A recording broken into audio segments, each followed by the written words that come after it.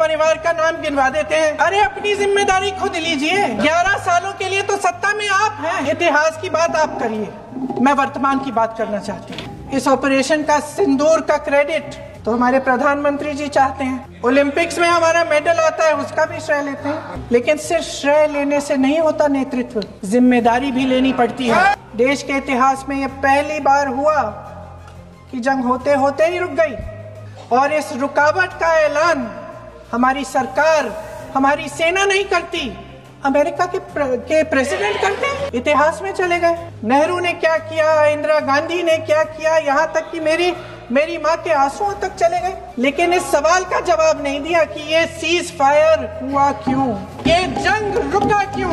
गृह मंत्री महोदय ने यूपीए सरकार के समय के आतंकवादी हमले गिने तो लगभग 25 गिनवाए थे अभी अपने भाषण में। इस गुट ने कश्मीर में 25 हमले 2020 और 2025 के अंदर 2008 के मुंबई के हमलों का जिक्र किया, बार बार कहा कि मनमोहन सिंह जी की सरकार ने कुछ नहीं किया। ये तो जानकारी होगी ना कि उसी समय जब वो आतंकवादी हमला चल रहा था तभी उन आतंकवादियों को मार डाला था, एक बचा था और उसको भी फांसी दे दी थी 2012 में।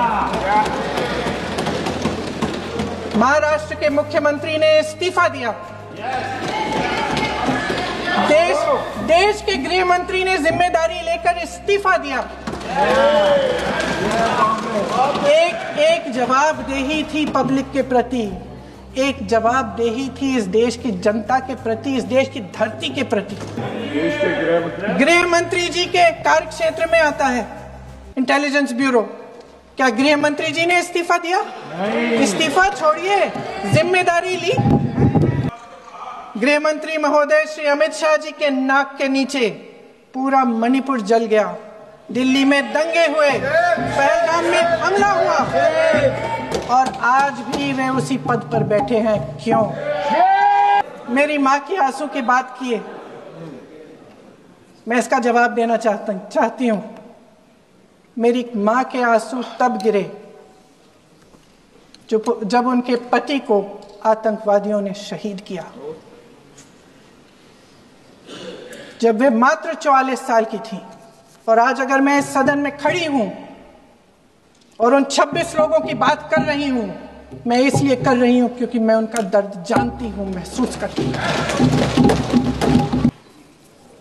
उस दिन पहलगाम में